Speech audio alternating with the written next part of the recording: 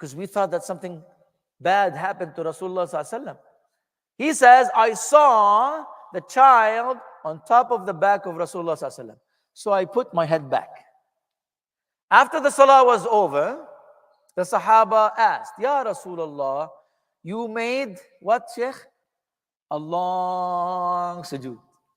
So we were worried. We thought maybe something bad happened, or at least Jibreel is revealing something to you. Rasulullah ﷺ said, nothing like that happened. But this child of mine, my child, my grandson, he was on the top of my back, and I disliked, now listen carefully, I disliked to rush him before he fulfills his need. Children and adults have emotional needs. So what I'm about to share with you today will help you in raising your children, will help you to understand your wife better, but more importantly, you will be able to understand yourself better. You will know why you do what you do. Now, it is the sunnah of Rasulullah ﷺ to make the salah reasonable, not too long, not too short. So one day, Mu'adh radiallahu ta'ala anhu, he was leading salah in his masjid, in the masjid of his neighborhood, and Mu'adh radiallahu ta'ala anhu, he made a long salah. So one of the Sahaba needed to quit the salah. He quit the salah and prayed by himself. When the news came to Rasulullah ﷺ, he said, Afattanun anta ya Mu'adh? Ya Mu'adh, are you trying to make fitna? Don't make the salah too long. You are making fitna for the people. Now think about it. The sunnah of Rasulullah ﷺ is not to make the salah too long. Yet, when a child was on the top of the back of Rasulullah ﷺ, Rasulullah ﷺ saw as a priority to take care of the child's emotional need more than making the salah short. Does that make sense? Children, people in general, have emotional needs. Now, there are many emotional needs that I would like to present to you today, but for the sake of time, I will focus on the most important two. These are universal. These are rules. Just like our body needs food, water, and shelter, our nafs needs emotional needs. Matter of fact, I know a lot of families who don't have a lot of means and they have less food and not a luxury car. They don't have a luxury car or a big house, but they provide their children with emotional needs, and this family is happier than people who have big houses and big means. Emotional needs are more important than physical needs. So if somebody is trying to fulfill the physical needs and they are forgetting about the emotional needs, something will go wrong. The first emotional need that is extremely important is al-hajatu ila al-hubbi wal-irtibat, love and connection. And Sheikh, you might ask me, you say, Sheikh, please now, we all love our children. I'm not talking about that. I'm talking about showing your love to your children. As an educator, I worked in different Islamic schools. And I had many times, many occasions, brothers and sisters in different Islamic schools. We're talking about Islamic schools. Children, youth, students coming to me and saying, Sheikh, I would like to share something with you. I think my father does not love me. I think my mother does not love me. And I know that their parents love them. So what is missing? The demonstration of love. So please remember, there is a difference between love and the demonstration of love. What are we talking about here? The demonstration of love. One time, Al-Aqra' ibn Habis, Sahabi, he came to Rasulullah ﷺ and said, I see you kissing children and hug them. I have 10 children. I never kissed anyone. What did Rasulullah ﷺ say? And this hadith was reported by Imam Bukhari and Muslim. قال النبي صلى الله عليه وسلم من لا يرحم لا يرحم. Whosoever does not have mercy on people, Allah will not have mercy on them. Sheikh, do you remember the story of the lady who put a cat in a cage? She took a cat, this lady, and she put the cat in a cage. She did not give the cat food or drink, nor she allowed it to go, so Allah would provide for it until the cat died.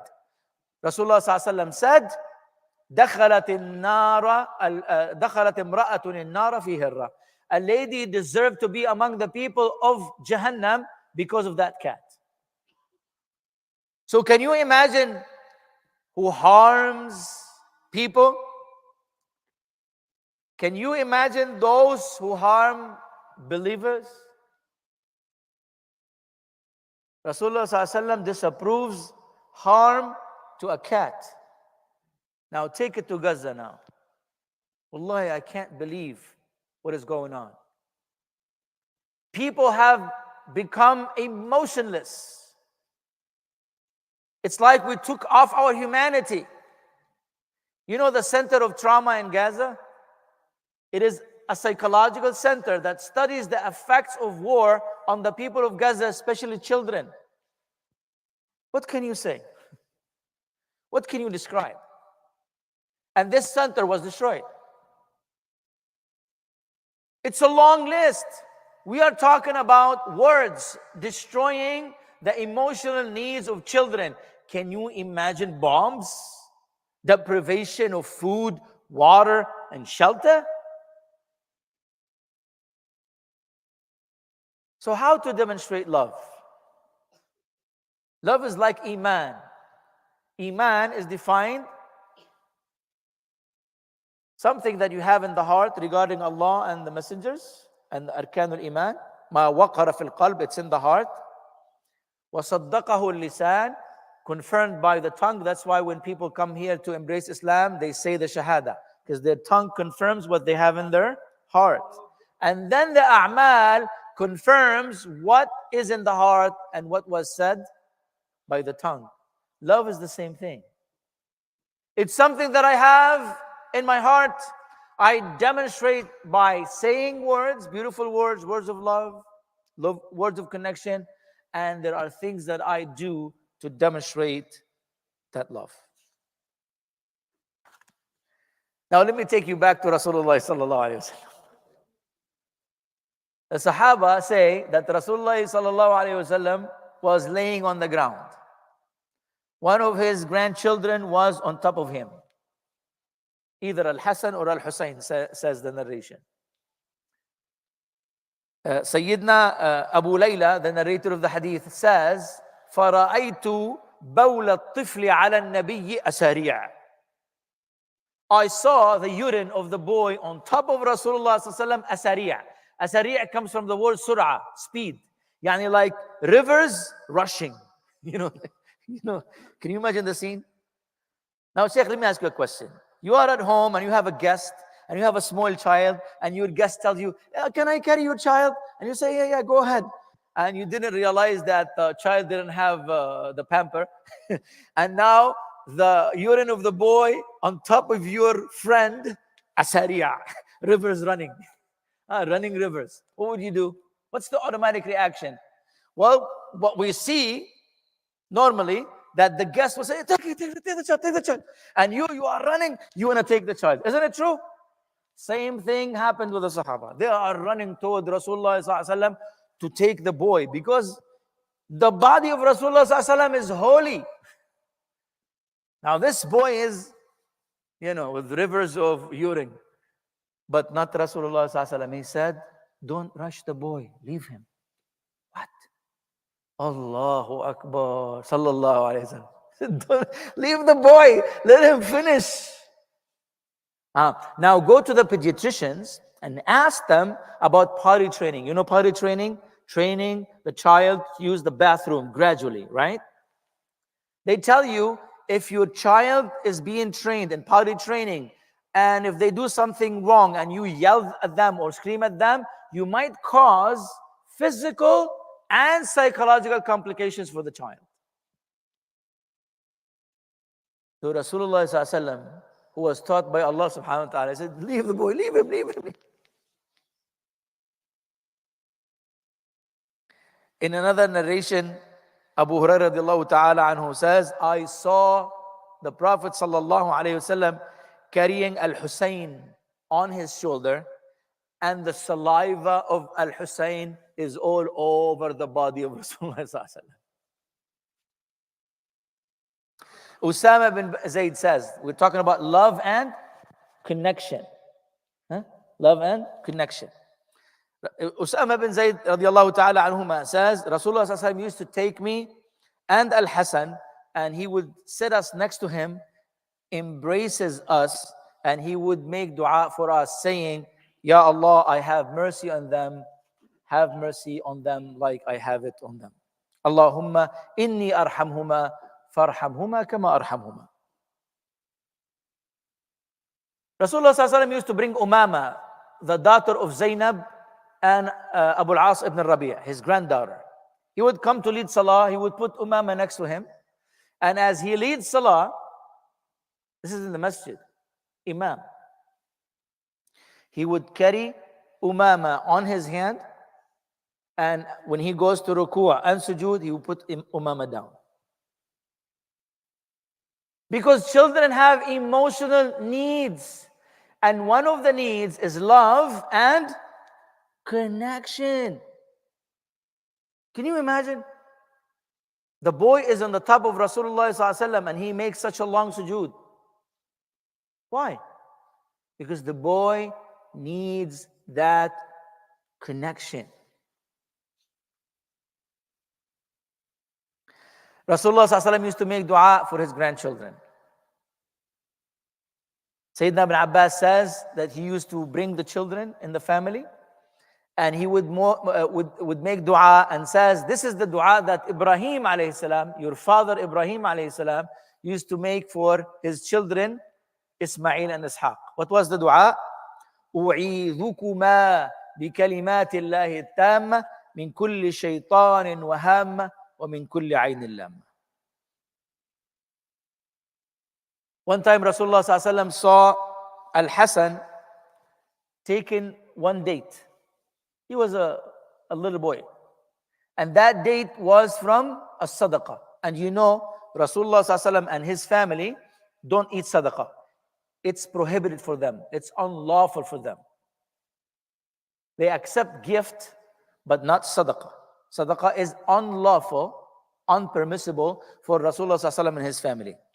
So this hadith narrated by Imam Bukhari and Muslim, that Al-Hasan took that date and he put it in his mouth. So Rasulullah sallallahu alaihi wasallam came to him and said, Kakh, kakh.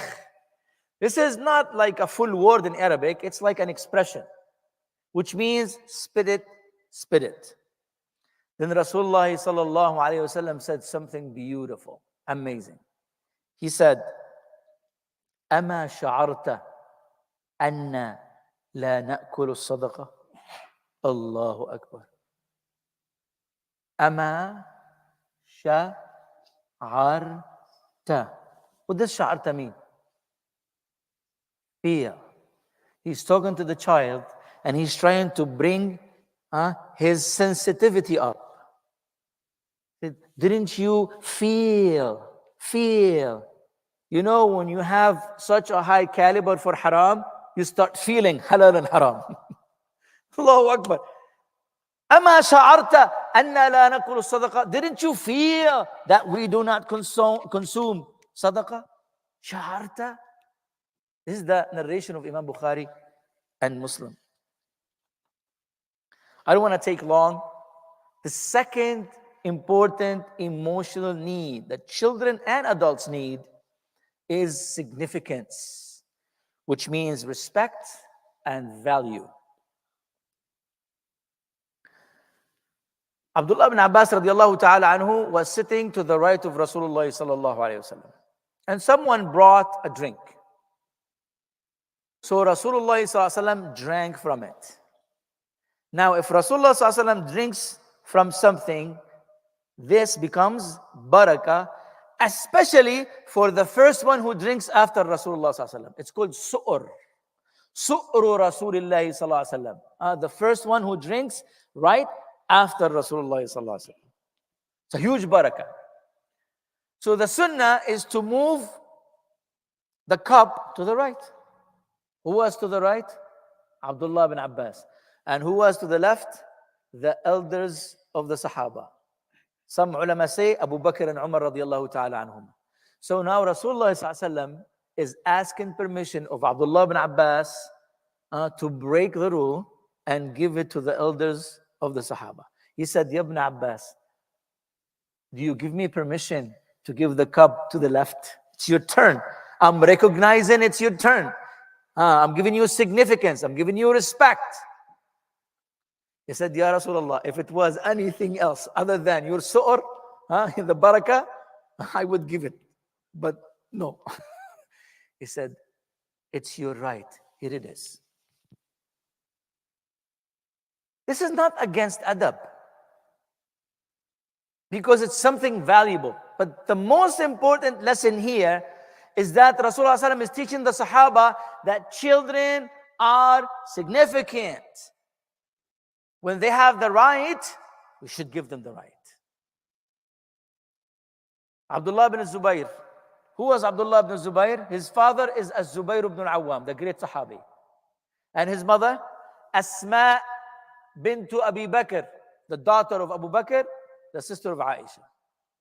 That was Abdullah ibn Zubayr. He was with a group of children, and Umar radiallahu ta'ala anhu passed by. You know Umar, mashallah, big size and haiba, his presence, Umar radiallahu ta'ala anhu, when you see him, he has haiba, he has presence.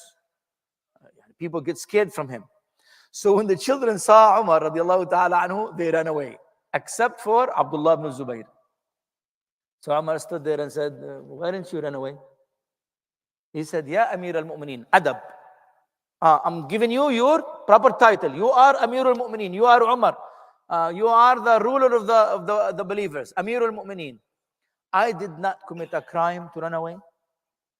And the road is not too narrow. It's spacious, mashallah. So I have to move for you to continue your way. Significance. Umar was pleased.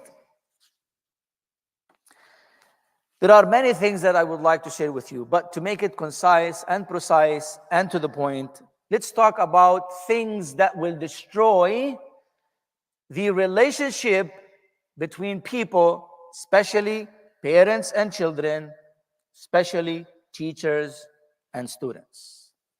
These are the destroyers of a positive relationship that we should stay away from. Number one, screaming and yelling. Every time we scream at our children, this destroys the relationship, love and connection, and it destroys significance. It brings them down.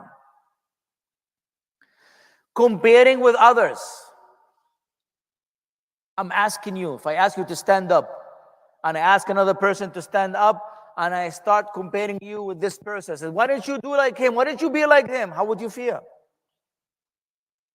Children feel it worse.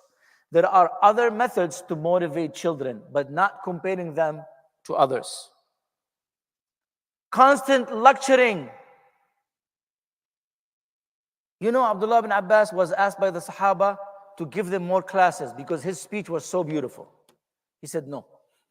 He said, why? He said, once a week only. He said, why? He said, because كان رسول الله صلى الله عليه وسلم يتخولنا بالموعظة مخافة السآمة. Rasulullah صلى الله عليه وسلم used to give us advice and talk sporadically, not every day, because he didn't want to bore us. This is Rasulullah صلى الله عليه وسلم, and this is Abdullah bin Abbas. So if you sit your child down and you constantly lecture them and lecture them and lecture them and lecture them, you are going to destroy the relationship. Now there is something called family dialogue, and it is positive. But what are the conditions of family dialogue? Number one, you talk about everything they like. Do not talk about their grades or their school or their homework. Don't. Family dialogue is when you sit down with your child and you talk about something they like. Not their homework, not their schoolwork, not their grades. Another thing, do not reprimand them. Don't reprimand anyone. If you dislike the behavior, fine. You can dislike the behavior, but no one has the right to dislike the people. Imam Shafi'i was quoted to have said, beautiful. He said, لا تنتقدي المتكلم ولكن انتقد الكلام. لا تكن ضد العاصي ولكن كن ضد المعصية. لأن الطبيب يكون ضد المرض ليس ضد المريض. Imam Shafi'i was reported to have said, criticize the speech, but not the speaker. You love the speaker, but criticize the speech. Go against the sin, not the sinner. Because the doctor is against the disease, not against the patient. So every time we reprimand our children and criticize them, this will destroy the relationship.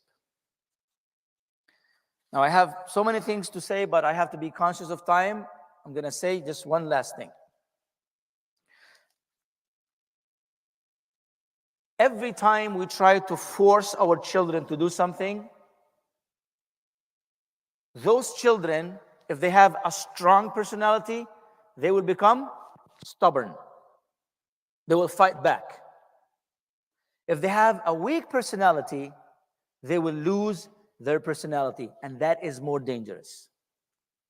A brother came to me and said, Sheikh, subhanallah, I tell my son to go right, he goes right. I tell him to go left, he goes left. I tell him sit down, he sits down. Stand up, stands up. I'm like, do you think this is good? No. If he's doing it out of respect, that's fine. But many parents destroy the personality of their children. Now, anyone comes from outside and tell them to go and blow themselves up, they will do it. And in psychology, it is much more dangerous to deal with these children whose personality was destroyed than to deal with the stubborn children.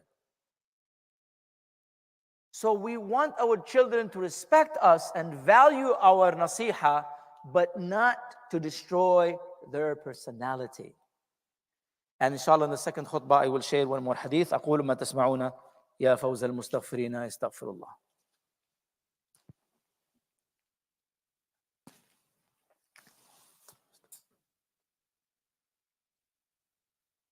الحمد لله وكفى والصلاة والسلام على عباده الذين اصطفى وعلى إمامنا وحبيبنا وقرة أعيننا النبي المصطفى وعلى آله وأصحابه الشرفاء وعلى من استنى بسنته واقتدى بهديه واقتفى.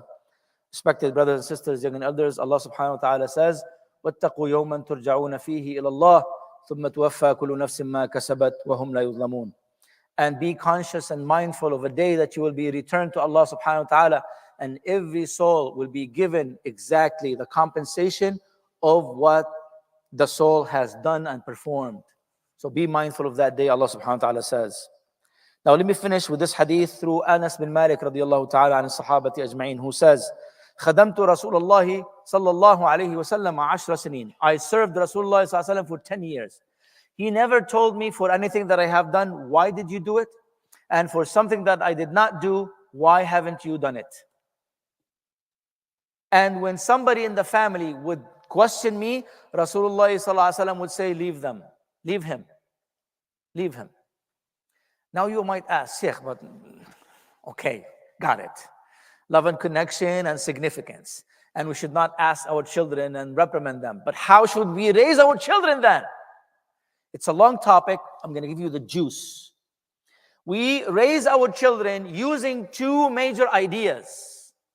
Idea number one, building a positive relationship through love and connection and respect, significance. Once you have that, believe me, your children will look up to you. And they will try to please you more and more.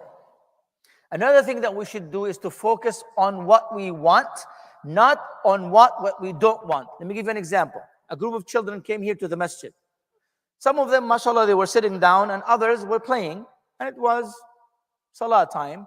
So I'm trying to communicate to them. Now, let me ask you this question. Should I talk to the ones who are sitting down, mashallah, beautifully, or the ones who are making noise?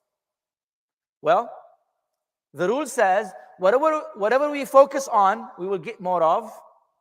Whatever we focus on will expand. And whatever we focus on, we will feel in our bodies. So I decided to talk to the ones who were doing the right thing. What did I say? Jazakumullah khair, mashallah, this group of brothers and sisters. Look at them, they're sitting beautifully. They are very nice. Allah subhanahu wa ta'ala says this, you are going to get the blessing from Allah because of this ayah. Rasulullah sallallahu alaihi wasallam says this, you are going to get the blessing from Rasulullah sallallahu alaihi wasallam and the love because of this hadith. Now what happened? Those who were making noise wanted to be like the other ones because I'm focusing on what I want, not what I do not want. Whatever you want, focus on it more, you will get more of it. The other thing, which inshallah I will close with, after you build this strong relationship with your children or students, be a role model. Don't lecture them, just do it in front of them. Teach them whatever you want them to learn. That is the best way to teach. اللهم إنا نسألك يا أرحم الراحمين ويا أكرم الأكرمين نسألك بأسمائك الحسنى وصفاتك العليا واسمك الأعظم ووجهك الكريم وسلطانك القديم. اللهم إنا نسألك بك ونتوكل عليك. اللهم لا تدع لنا في هذا اليوم العظيم وهذا المقام الكريم ذنبا إلا غفرته ولا هما إلا فرجته ولا مريضا إلا شافيته وعافيته ولا ميتا إلا وقد رحمته ولا عاصيا إلا تائبا إليك وقد أعدته ولا أسيرا إلا سالما غانما إلى أهله وقد أرجعته.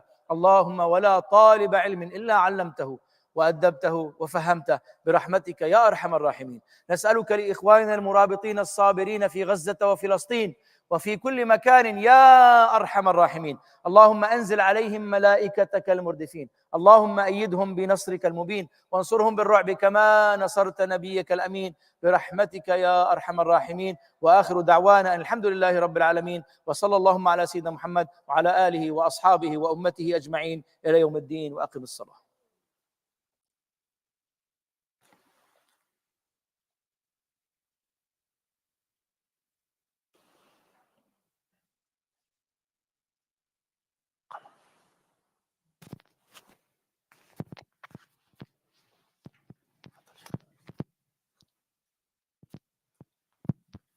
الله أكبر الله أكبر الله أكبر الله أكبر. أشهد أن لا إله إلا الله أشهد أن لا إله إلا الله أشهد أن محمد رسول الله أشهد أن محمد رسول الله.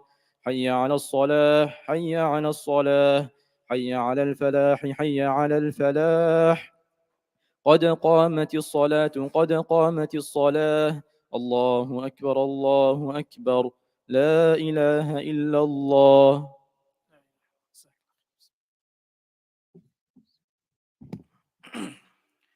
استووا واعتدلوا.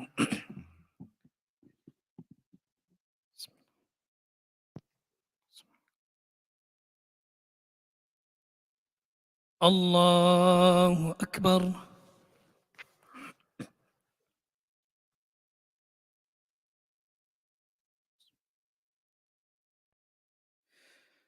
الحمد لله رب العالمين الرحمن الرحيم مالك يوم الدين إياك نعبد وإياك نستعين اهدنا الصراط المستقيم صراط الذين أنعمت عليهم غير المغضوب عليهم ولا الضالين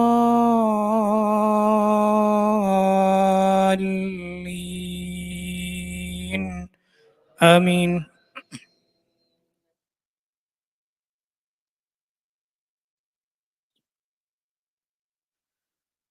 قيل ادخلوا أبواب جهنم خالدين فيها فبئس مثوى المتكبرين. وسيق الذين اتقوا ربهم إلى الجنة زمرا حتى إذا جاءوها وفتحت أبوابها وقال لهم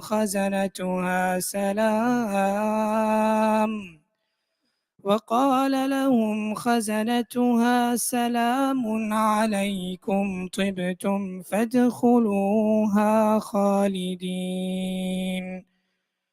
وقالوا الحمد لله الذي صدقنا وعده وأورثنا الأرض نتبوأ من الجنة حيث نشاء فنعم أجر العاملين. وترى الملائكة حافين من حول العرش يسبحون بحمد ربهم وقضي بينهم بالحق وقيل الحمد لله رب العالمين. الله أكبر.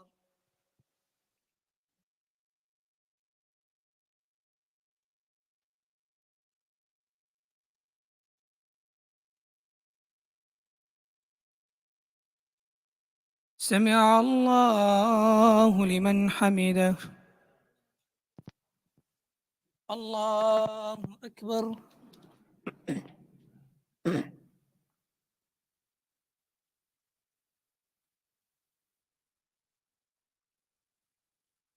الله أكبر. الله أكبر.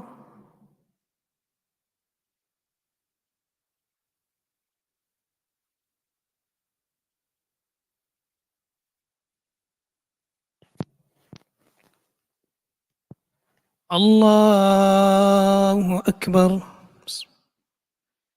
الحمد لله رب العالمين الرحمن الرحيم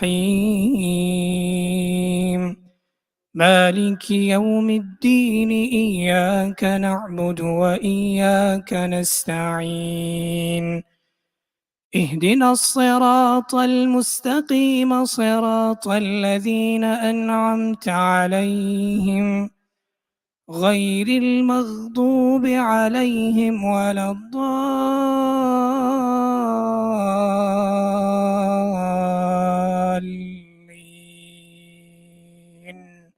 آمين.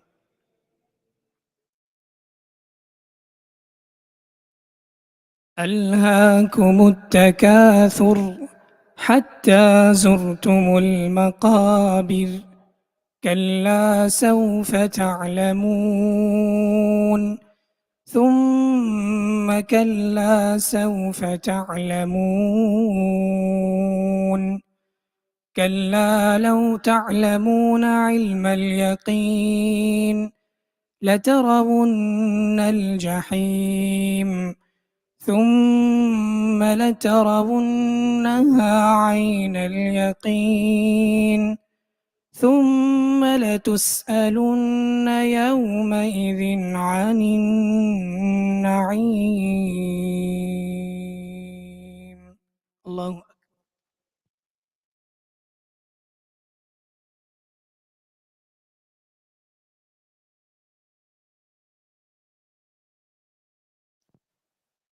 سمع الله لمن حمده.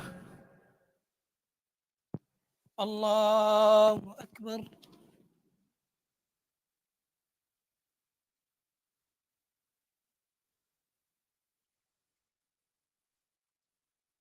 الله أكبر.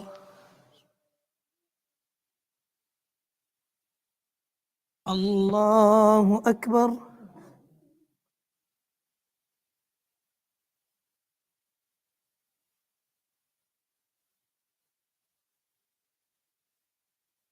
الله أكبر.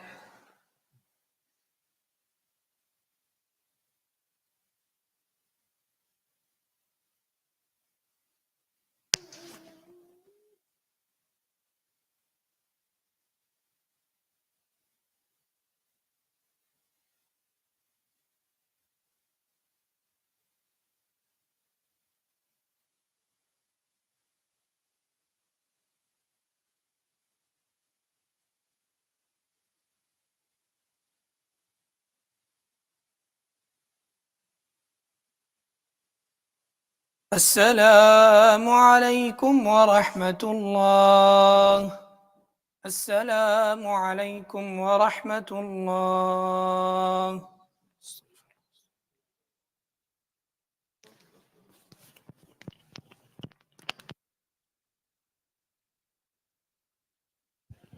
Assalamu alaikum. Taqabballahu wa ta'atakum. May Allah accept from everyone. I have a couple of quick announcements. Number one is regarding the Eid festival, inshallah, Eid Carnival. This is, mashallah, in collaboration with Islamic Games. There will be food, booths, and different activities. It will be July 27th, inshallah. July 27th, the ICW Eid Carnival, and the entry is for free. So inshallah, more information you will find in the newsletter and the masjid social media. Also, I remind you of the classes that we have here throughout the week. We have fiqh classes, we have stories of the prophets, seerah of Rasulullah sallallahu alaihi wasallam, and tafsir. Also, very importantly, the school, evening school, ICW Evening School, is extending its programs to include a summer program. So inshallah, if you are interested for your children, see Sheikh Fahmi or myself. It will be inshallah, we are going to start in full on Monday next week. So if you are interested, inshallah, please contact my Sheikh Fahmi or myself. It will be from 5 p.m. to 8:30. So basically, a little bit before Asr until Maghrib Salah. Jazakumullahu khairan wa barakallahu fikum. And please donate generously for the masjid. Wassalamu alaikum.